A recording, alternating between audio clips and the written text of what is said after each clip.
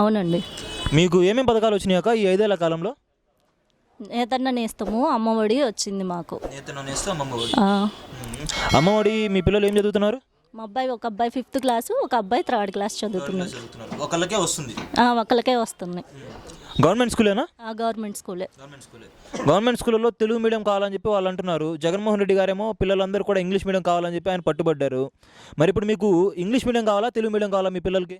English మీడియమే కావాలి. English మీడియమే ఎందుకు కావాలి అంటే రేపటి రోజుల్లో వాళ్ళకి ఉపయోగపడేది ఇంగ్లీష్ మీడియమే అవసరం అయ్యిద్ది కాబట్టి అది కావాలని కోరుకుంటున్నాం. ఇంగ్లీష్ మీడియమే నేర్చుకోవాలని.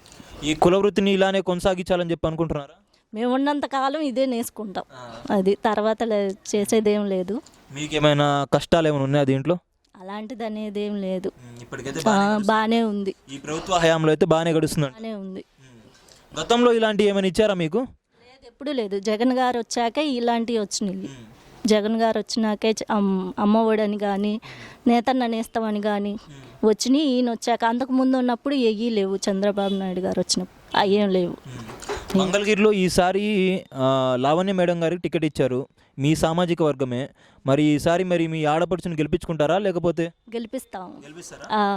ఏమో మరి నారా లోకేష్ గారు నేను ఈ కంచుకోట బద్దలు కొట్టడానికి ఇక్కడికి వచ్చాను, ఎలాగైనా గెలుస్తానని చెప్పి అంటున్నాడు కదా ఆయన. ఆయన అనుకుంటే అనుకోని, అందరూ అలా ఉండదు కదా. మేము వేసేది మటుకి ఆమెకే వేస్తాము, లావణ్య గారికి.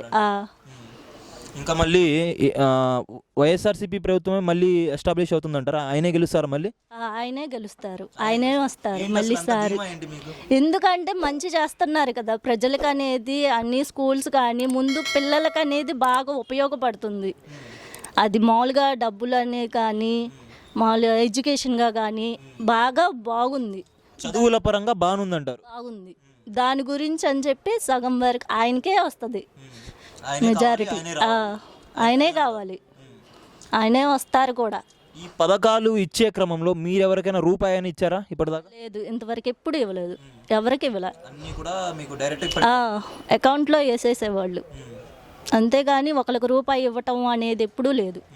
ఈయన వచ్చిన కాడి నుంచి లేవు, ఈ వచ్చిన కాడి నుంచి. స్కూల్లో విషయంలో మనం చూసుకుంటే కనుక నాడు నేడు అని చెప్పి బాగా రూపుదిద్దారు అవి మొత్తం చెప్పి అంటున్నారు. క్లాస్ రూమ్స్ కావచ్చు, ఈ మొత్తం కావచ్చు. మరి మీరు చూసారా ఈ మొత్తం బాగానే ఉన్నాయా? చూసాము. అంటే మామూలుగా ఆన్లైన్ క్లాసులు లాగా చెప్తున్నారు. ఫోన్కి హోంవర్క్లు ఇవ్వటం కానీ ట్యాబ్స్ అంటే 8th క్లాస్ పిల్లలకి వాళ్ళకి ట్యాబ్స్ అవి ఇచ్చారు. అవి బాగానే ఉంది చదువుకునే వాళ్ళకి. అవన్నీ బాగుంది. మా అబ్బాయి వాళ్ళు ఏంటంటే 5th క్లాస్ కదా, వాళ్ళకి ఇంకా ఏం లేదు. అది ఈసారి మంగళగిరిలో రాజకీయం చాలా రంజుగా ఉంది కదా. నారా లోకేష్ నేను ఎలాగైనా బద్దలు కొడతాను మంగళగిరి కోటని చెప్పి అంటున్నారు.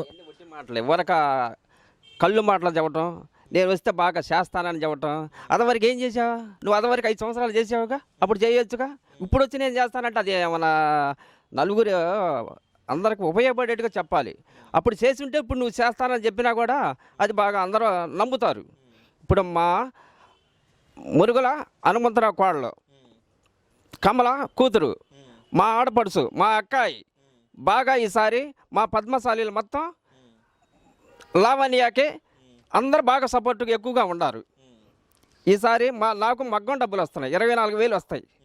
మా ఆడవాళ్ళకి 18,750 రూపాయలు చేయూత. మా మనవాడికి 15,000 రూపాయలు వచ్చింది అమ్మఒడి. నాకు పింఛన్ వచ్చింది. నాకు 4 సంవత్సరాలు బట్టి 18,750 రూపాయలు వచ్చినాయి. మగ్గం డబ్బులు 4 సంవత్సరాలు బట్టి వచ్చినాయి. మా మనవాడికి 15,000 వచ్చినాయి. మళ్ళీ మాకు లావణ్యే రావాలి. లావణ్య వస్తేనే మాకు అందరికి బాగా పద్మశాలీలకి ఉపయోగపడిద్ది. లోకేష్ వరక నేను అది చేస్తాను ఇది చేస్తాను చెప్పటం వరకు వట్టి మాటలు అవన్నీ. అప్పుడే 5 సంవత్సరాలు చేసావు కదా, అప్పుడు ఏం చేసావు నువ్వు? చేయొచ్చుగా. ఇప్పుడు వచ్చి నేను చేస్తానంటే అసలు ఎవరైనా నమ్మాలిగా లేదా? అవన్నీ వట్టి మాటలు. లావణ్యకే మళ్ళీ మా ఓటు. అందరు పద్మశాలీలు మొత్తం మంగళగిరి మొత్తం లావణ్యకే. జగనే మళ్ళీ ముఖ్యమంత్రి అవుతారంటారా? డిఫరెంట్గా అసలు అభ్యంతరమే లేదు. అదేదో తీస్తున్నారు ఏంటది? ఇదిగో మాకు వచ్చిన పథకాలన్నీ ఒకసారి జూమ్ చేసుకోండి. ఇది ఏంటిది?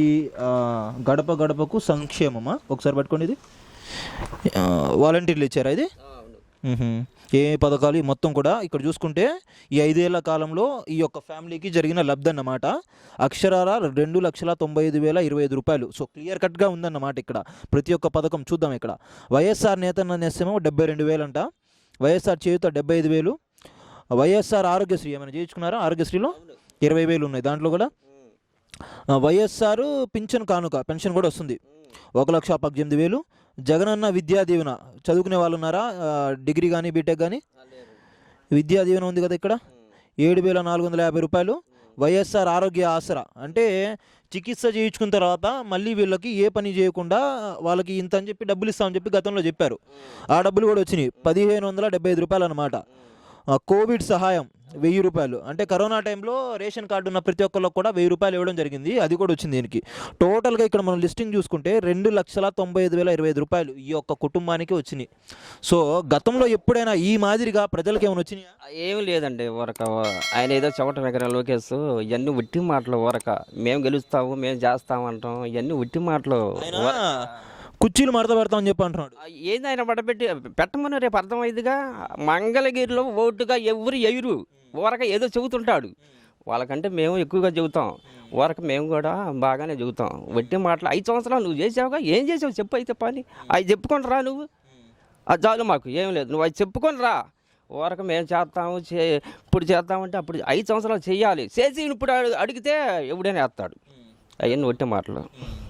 మళ్ళీ లావణ్యే మాకు డిఫరెంట్గా 20,000కి ఏం తగ్గదు మెజార్టీ. ఆ మెజార్టీ అస్సలు డిఫరెంట్. వాళ్ళకు కూడా ఇస్తే బాగుంటుందంటారా లేకపోతే ఏంటి? ఇప్పుడు జగన్ గారు పెట్టిన పథకం ఏంటంటే సొంత మగ్గం ఉన్న వాళ్ళకి 24,000 నేత నేస్తం వర్తించిందని పెట్టారు. సొంత మగ్గం అంటే అందరికీ సొంత మగ్గాలు లేవు, కొంతమందికే ఉంటాయి. ఇప్పుడు కొంతమంది షెడ్లో నేసేవాళ్ళు ఉన్నారు, చాలామంది షెడ్లో నేసేవాళ్ళు ఉన్నారు మంగళగిరి టౌన్ వరకు. అయితే వాళ్ళకి కూడా ఈ పథకం వర్తిస్తే బాగుంటుందని నేను ఆశిస్తున్నా. ఎందుకంటే వాళ్ళు నిరుత్సాహపడుతున్నారు. వాళ్ళు శ్రమజీవులే. షెడ్లో నేసేవాళ్ళు, ఇళ్లలో నేసేవాళ్ళకంటే వీళ్ళు ఇంకా తక్కువ స్థాయిలో వాళ్ళే. ఇల్లు లేవు, సొంత ఇళ్ళు లేవు, సొంత మగ్గాలు లేవు, 24,000 రావట్ల. ఈ విషయంలో జగన్ గారు మరి మేము దయ తేలిస్తే బాగుంటుందని నేను ఆశిస్తున్నాను. వాళ్ళని కూడా దాంట్లో పరిగణలో తీసుకుంటే బాగుంటుందని ఆశిస్తున్నాను నేను. అన్న టీడీపీ వాళ్ళు బీసీలే మా బ్రాండ్, బీసీలు మా వెనకే ఉన్నారు అని చెప్పి అంటున్నారు. మొన్న జరిగిన బీసీ గర్జనలో కూడా పెద్ద ఎత్తున బల ప్రదర్శన చేసి బీసీలందరూ కూడా మా వైపే ఉన్నారన్నట్టుగా చూపించుకునే ప్రయత్నం చేశారు.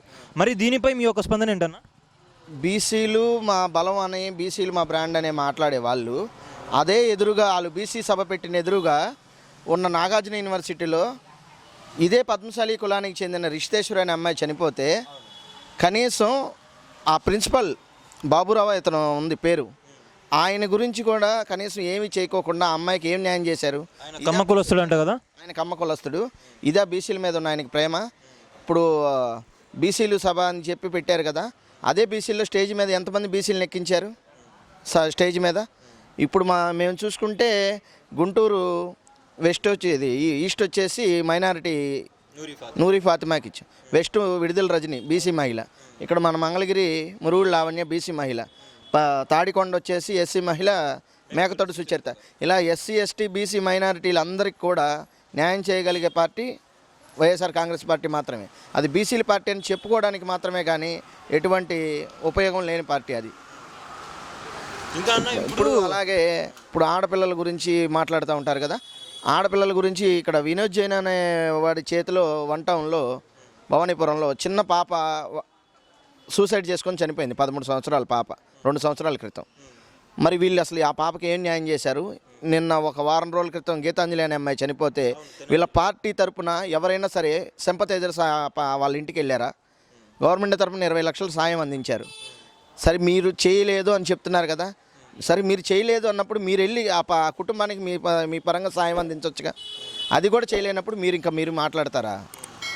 ఇంకా అన్న ఇప్పుడు ప్రతిపక్ష పార్టీ హోదాలో ఉండి కూడా మా దగ్గర బలం లేకపోయినా కూడా మా కంటెస్టెంట్ని మేము గెలిపించుకోగలిగాం పంచమర్తి అనురాధ గారిని అని చెప్పి వీళ్ళు బ్యానర్లు వేశారంట కదా మంగళగిరిలో గతంలో. దానిపై మీ వాదన ఏంటి అసలు? అసలు ఇవన్నీ దొంగ గెలుపులండి. ఇప్పుడు ఓటింగ్కి వెళ్ళేటప్పుడు జగన్మోహన్ రెడ్డి గారు ఒకటే చెప్పారు వాళ్ళ నలుగురికి, నేను మీకు సీట్ ఇవ్వలేను, నేను ఖచ్చితంగా మీకు సీట్ ఇవ్వలేను, మీకు దానికి ఇష్టపడితేనే మన పార్టీకి నాకు సపోర్ట్ చేయండి అన్నారు. అలా దమ్ముగా చెప్పగలిగే వాళ్ళు ఎక్కడున్నారు? అది అలా చెప్పారు. మరి ఈ లెక్కను చూస్తే వాళ్ళ పార్టీ తరపున ఎమ్మెల్యేని లాక్కొని ఓటు వేయించుకొని దొంగతనంగా గెలిచిందే కానీ దొరతనంగా గెలిచింది కాదు అది.